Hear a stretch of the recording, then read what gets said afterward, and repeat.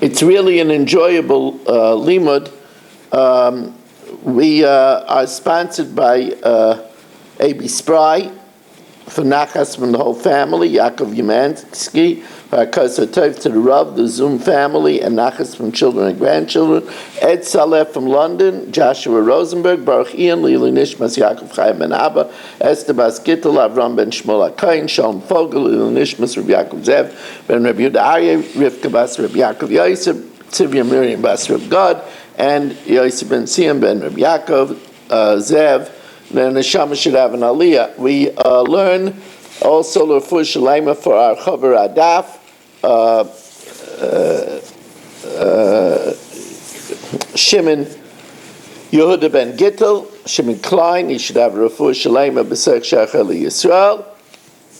We welcome in here this evening Saba, A.B. Spry, Irving Fishbaum, Mel Zachter, Berish Gesserman, Yisrael Meir Kaplan, Dr. Guy, Shelley Zeitlin, Michael, Menachem Yemansky, Aaron Swade, Mark Frankel, and in the Aguda we have Gedalia Engel, I believe, is holding the fort for us, Nachman Chapler, Eddie Chazan, Yitzi Fuchs, Stephen Holtzman, Yisrael Fisher, Ilya Shutman, Abe Arbach, Chaim Braun, Yeshua Shmuel Eisenberg, Rabbi Kranz, David Helfgott has just joined us on Kol HaLashon.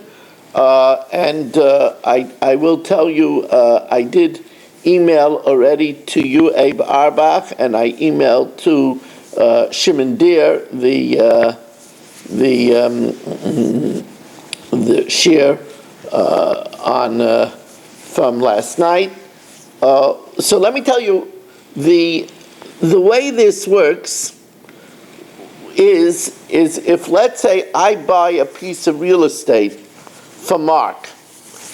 Now, I better hold my paper because Mark has what's called the Cheskas Marikama. The land has been in his family. It's been in his family since the Mayflower. And therefore, if I would come and say it's mine, Mark will tell me, well, you better show me a shtar, otherwise everybody knows this family has been in my,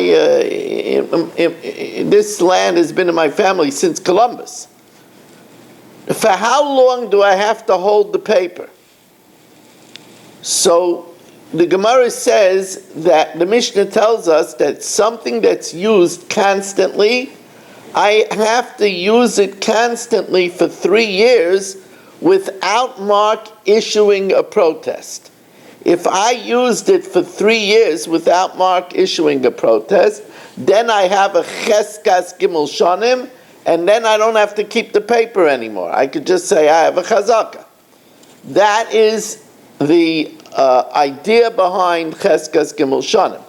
Where we're going to know cheskas gimel shanim is going to be today's discussion. The simple way we learn it out is from a shar, that it leaves the status of a tam that pays a chatzi nezek and pays a nezek shalom and becomes a muad after 3 times. So just like by a shar, it's 3 times. So here, in order to leave from the status of being marked to become mine, it's 3 crop years. So let's see the Mishnah inside on Daf Chav Ches Amud Aleph. Cheskas Habatim, in order to develop a chazaka on houses, bayrais, pits, shichin, trenches, ma'arais, caves, shayfchais, dovcotes, ma'mechatzos, bathhouses, ubeis abadim, olive presses, ubeis hashlochen. Beis hashlochen is an irrigated field. And the idea of an irrigated field is because since it's irrigated, it is used throughout the year. Va'avodim, or avodim kananim, servants. V'kol shu oisa peris todir, or anything else that produces constantly. Cheskason shalosh shanim, the way that I acquire a presumptive status is if I use it 3 years, miyayim liyayim, from day to day, without Mark making a protest. Now, a steabal is a field that exists on rainwater. A field that exists on rainwater, the reason why it's called the steabal, is because the rain mates with the land. The land is the husband of the rain. That's why rain is called, in Masechtas Tanis, rain is called Revia, which is a language of mating, of intercourse, because it mates with the land. So steabal, cheskasa shal shanim, you also adopt a presumptive status after 3 years, but ve'enon miyom liyom. It doesn't have to be from day to day. It's only 3 harvests. And how little can it be? Remember, it has to be ritzufin. It has to be continuous. So Rabbi Yishmael Gimel Chadashim, the first year, it could be the last 3 months of the first year, Gimel Chadashim Rishayna, the last 3 months of the first year, because the last 3 months of the first year is enough to develop a quick crop. Gimel Ba'achrayna, the first 3 months of the last year, and Ushnayim Asar Chodesh Be'emtza, and 12 months in the middle, so a total of 18 months. Hari Yud Ches Chodesh. Once I used the land for those 18 months and Mark did not protest, I don't have to keep the paper anymore. Rabbi Kiva says it could even be shorter than that. Chodesh B'Rishayna, 1 month of a crop the first year, Chodesh B'Achrayna, 1 month of the crop in the beginning of the last year, V'Yud Beis Chodesh Be'emtza, 12 months in the middle, Hari Yud Daled Chodesh, that's 14 months. Now Rabbi Yishmael tells us, Baruch atah Adonai Eloheinu melech haolam she'akol niyeh b'dvaro.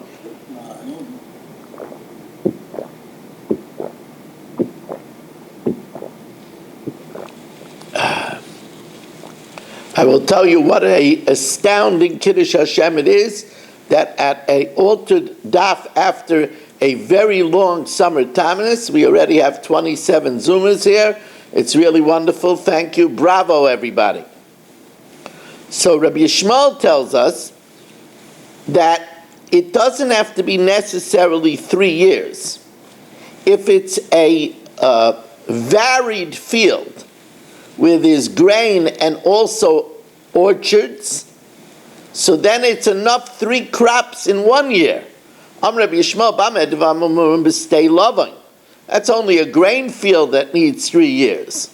Avol, says the Gemara, b'stei ilan, if it's a varied orchard, then Kinei says Tvasai, if he collects his crop of grain, and then Masik as Esav, then he prunes his olives, and Kinei says Keitzai, and he brings in his figs, so you have 3 different crops. Harei Elu, that is like Gimel Shanim, that is like 3 years.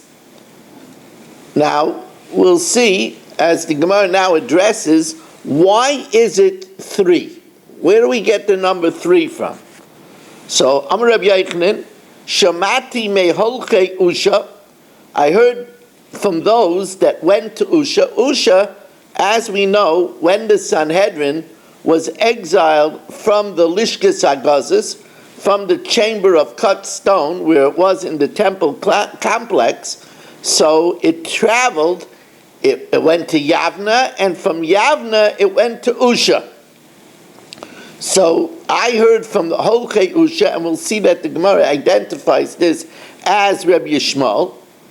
How do we know that a chazaka is 3 years? Mishar Amuid, from a shor that has to pay a nezek shalom, from a 3-timer. Mashar Amuid, Kavan Shinogach Gimel Degichas. Once it goes 3 times, Nafik Le Mecheskes Tam. It goes out from the status of being a tam, which only pays a chatzi nezek, become Le Becheskes Muid, and becomes a muid that pays a nezek shalom.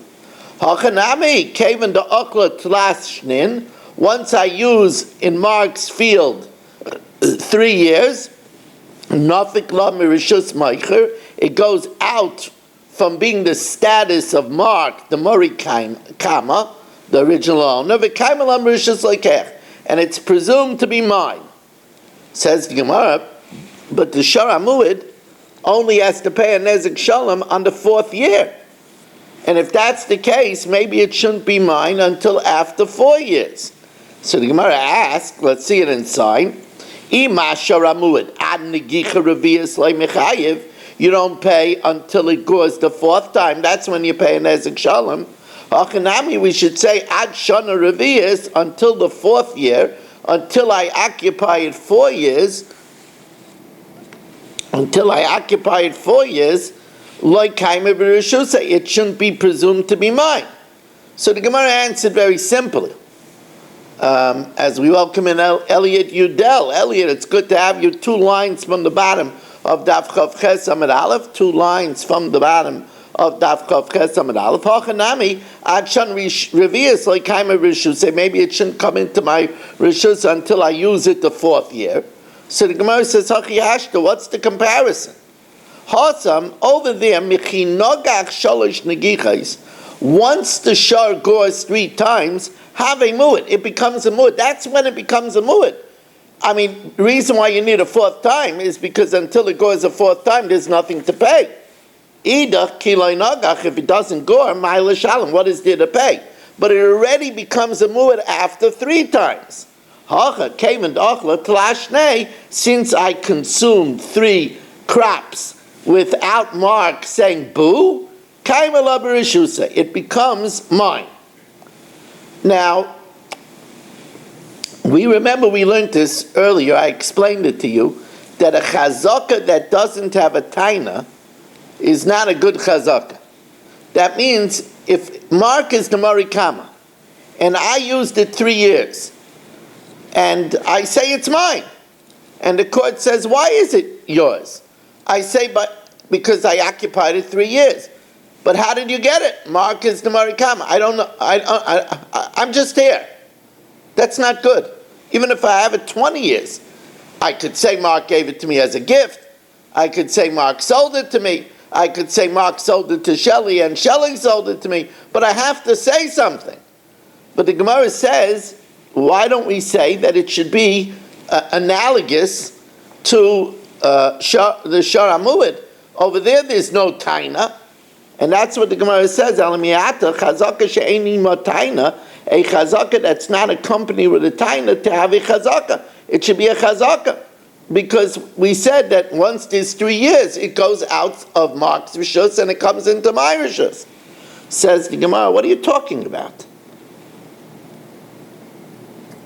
Taimamai, what's the reason why we say that it's mine, even though Mark is the known Marikama? Damrin and Dilma Kidikama Ashta. That's only because we say, maybe it's like Rabbi Weiss says, even though that he doesn't have a deed of sale, but maybe it's like Rabbi Weiss said that he bought it. But if I don't say why it's mine, should they make something up for me? I have to have a reason why it's mine. Now, if you remember, we said that if Mark issues a protest, then the deal is off. Because if Mark issues a protest, so then that means that he's not agreeing to my occupation of the field, and therefore that puts me on guard that I have to watch the paper. As a matter of fact, if he makes a protest in the 2nd year, we start the clock now. I have to keep the paper for another 3 years after that protest. So now the din is that the protest is considered a protest even if it's made not in my presence. As long as Mark issues the protest in front of 2 bona fide witnesses. He could issue a protest in front of Nachman and Michal. You can't get better than that. And he says to Nachman and Michal, you should know Rabbi Weiss is occupying my land without permission. So, but the Gemara says that's not similar to a Shar HaMu'id. Because by a Shar HaMu'id, when they warn the owner, they have to warn him 3 times. They have to do it in the presence of the owner. The huad biva olav. It has to, in order for it to change its status from a tam to a muad, it has to be in the presence of the owner. So it's not a good comparison, because here we say by the mecha, by the protest, it doesn't have to be in the presence of the present occupier of the field. And that's what the Gemara asks now. Says the Gemara,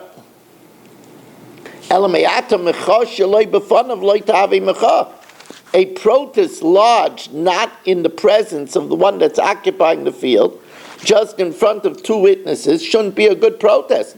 Dumya de sharamud, similar to a sharamud. Ma sharamud befana be'inan. When the shar goes, they have to tell the owner, you should be on guard, your ox gored. And they have to do it in front of the owner 3 times. So Hanami, we should say befana be'inan, that the protest that he lodges should have to be in my presence. So the Gemara says no. Hasam, over there, by the shore, it's Xeris HaKosef. V'huad b'va'alav ksiv. You have to warn the owner. Hacha, here, the main idea is that I should find out that Mark is not accepting my occupation of the field to alert me to keep the paper for longer than 3 years. That's enough if he says it in front of 2 witnesses. Because if he says it to Michal and Nachman have friends, and Michal and Nachman's friends have friends. And the word would get back to me that I better keep my paper. And that's what the Gemara tells us. Hacha, chavrecha chavre islay, your friends have friends. The chavre de chavrecha chavre islay, and the friend of your friends have friends. That's the idea, that once you say it in front of 2 Eidim, kala islay, and the word will get around. And once the word will get around, that'll alert me to the fact that I better hold the paper for longer. Now the Gemara asks another question.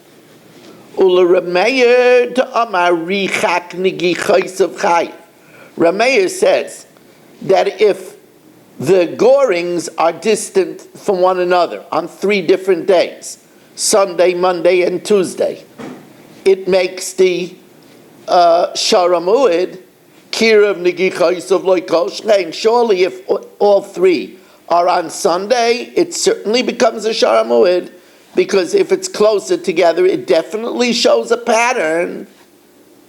If, according to Rameir, if we're going to learn out Chazaka from a Sharamuid, then Ochla Tlasa Peirei Bechad Yuma, if you have 3 crops in one day, it should be enough of a Chazaka. Why? We know that figs don't all ripen at the same time. So technically there could be 3 harvests on one day. In the morning he harvests 100 figs that were ripe in the morning. In the afternoon another 100 figs that were ripe in the afternoon. And then towards the evening he harvests another 100 figs. So according to you, that Kirav Nigichaisav, according to Rameir, Kirav Nigichaisav makes a muad, even if it's all on the same day. So here also asks the Gemara, Achla Tlasa Peire Bechad Yuma, if he does 3 harvests in one day, Kigain Te'ena, like figs that ripen at different times, Lahave Chazaka, it should be a Chazaka. So the Gemara says no. Dumya de Sharan Muad, it has to be similar to an axe. Mashar Amuad, just like the axe, but idna de Islayha Negicha, when it gores the first time, less alaha negicha. You don't have the second time. And when it goes the second time, you don't have the third time. Hachanami be'idna de'isa lahai peira, when the when you harvest the first crop, leise lahai peira, the second crop can't be around yet. And that precludes the figs, because when you're harvesting the first crop, the second crop of figs is already there. It's almost finished. And the third crop is already there. It's almost finished. So then the Gemara says, well, all right, but okay, maybe not one day. But achla tlasa peire bitlasa yume. If he harvests 3 crops on 3 days. Now, how is that? Kigoin slaf. Now, the caper bush, you could have a harvest in 3 consecutive days, and that which you harvest on the second day was very minimal on the first day, so it's hardly seen. Says the Gemara, yeah, but it's still there. Even if it's hardly seen, it's still there. Hasam peira mia isay. It's small, but it's there. It just finishes on the second day, and it just finishes on the third day. So it's not similar to the goring, where when it goes the first time, the second time isn't in existence at all. And the same thing is true at the third time. So okay, so the Gemara says, but what about 30 days? Achla tlasa peiri b'tlasin yomi, in a month. Now how is that? Kigoin aspasta, grain that you cut down for animal fodder. Now grain that you cut down for animal fodder is good even when it's a third grown. So you could have 3 crops in a month. What happens?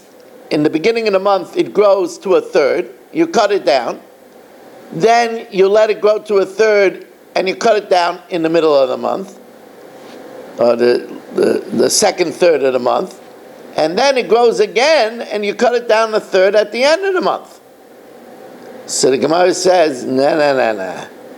It says the Gemara, hey chidami, what's the case?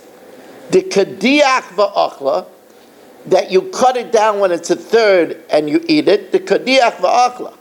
And then you wait till it grows a third, cut it down again, and you wait till it grows a third and cut it down again. That looks like you're in a rush. That looks like I'm trying to chop around because I never know when Mark is going to come and kick me out.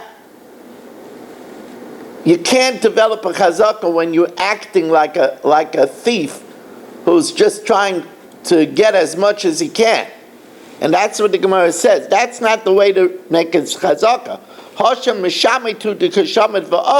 There he's trying to snatch and get as much as he can. That's not the way an owner would behave. So the Gemara says, okay, but you could have 3 crops in 3 months. A full aspasta is 1 month. So you could do 3 crops in 3 months. Tlasa pleire b'tlasa yarchei. Kigoin aspasta lehavei chalazaka. Says, well, you're right. Man hoichli usha. Who are the hoichli usha that learn from Sharamud? Rabbi Yishmael. Rabbi Yishmael Taka says you don't need 3 years. Rabbi Yishmael Achanami, did not Rabbi Yishmael Aimer. Rabbi Yishmael says, Bamed Vamurim, B'stei Alavim, by a grain field. Aval B'stei Ilan, but if it's a varied field, Kinei says to us, if you gather the grain, Umasik Ezeso, and prune the olives, V'kinei says Kaitza, and cut the figs even in 1 year, Harielu Gil Mashanim.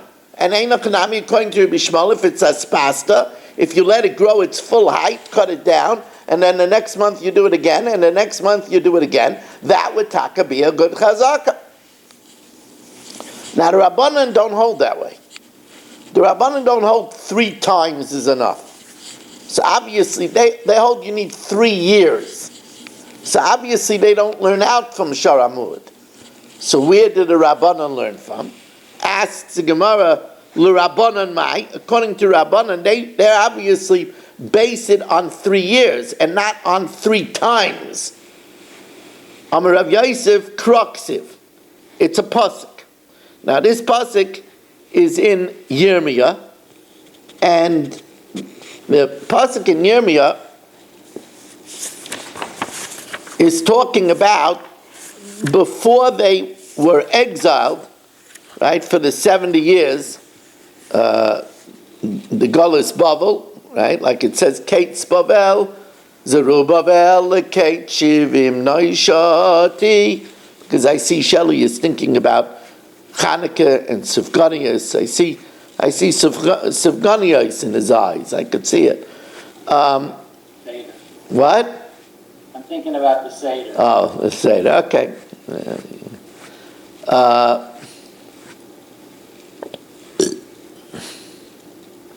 So it says, Sodois bakesef yiknu. Yirmiyah told them that this is in the 10th year.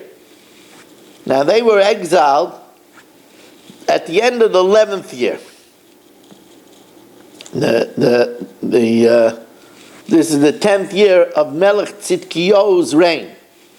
And they would be exiled in the 11th year.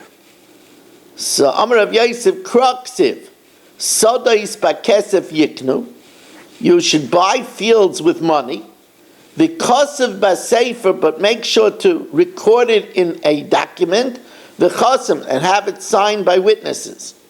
Why? Because you're only going to occupy it 2 years and then you're going to go into exile. So you're not going to have a cheskes gimel shanim. Shari Navi Oymed be'eser, in the 10th year of Tzidkiyahu's reign, umazir al achas esrei, and he's warning about the 11th year. After that, they're going to go into exile. So they won't have a cheskes gimel shanim, so you better have paper and hold the paper. Now, as Taisus explains, why didn't he warn them in the 9th year? Because in the 9th year they wouldn't need the shtar, because they would occupy 3 years before their exile. So, Amalei Abaya says that's no proof. Maybe he's just telling me it's good advice to have a shtar. Because if you don't have a shtar, then you're going to need witnesses that saw you occupy it every day. That's not easy to have such witnesses. Because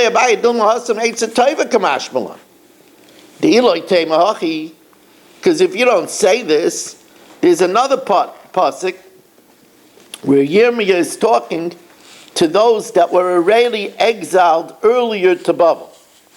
They were exiled earlier to Babel. There was a wave that was exiled earlier to Babel, and he sent them the message, Banu Batim, build houses, Vishavu, and live there, Vinatu Ginais, and plant gardens, Va'achlu es Peryan. He was telling them the Yeshua is not going to come so quickly, right? Because they would be in Babel from when the second exile for 70 years. But there's no halacha over there. My comment, he's not teaching them any halacha. He's just giving them good advice. Hachanami, perhaps he's giving them good advice to record it in a document. Now you should know, Teda, you should know it's advice. He said, if you want to preserve your shtar, put it in earthenware vessels. That's definitely only good advice. So therefore you can't learn from here Cheskes Gimel Shanim. How do Rabbanan know Cheskes Gimel Shanim? I'm going to have to keep you in suspense till tomorrow night. Remember, by the way, Rabbi Say, that tomorrow night is the Chumash year. We do not yet have a full sponsor for the Chumash year, so if somebody out there wants to sponsor the Chumash year this week, 718-916-3100, rmmwsi@aol.com. Again, if somebody, we are going to get the Irgun Q&A on, but until then, if somebody wants the audio copy, if you text me your Gmail, it has to be a Gmail address, I can send you, in the meantime, the audio copy. And now it's not up tomorrow anytime yet? I don't know. Okay. I don't know. It's not. I checked right before the show. It's not. Okay, it's not that. Thank you. And we're going to do now the Mishnah Yomis.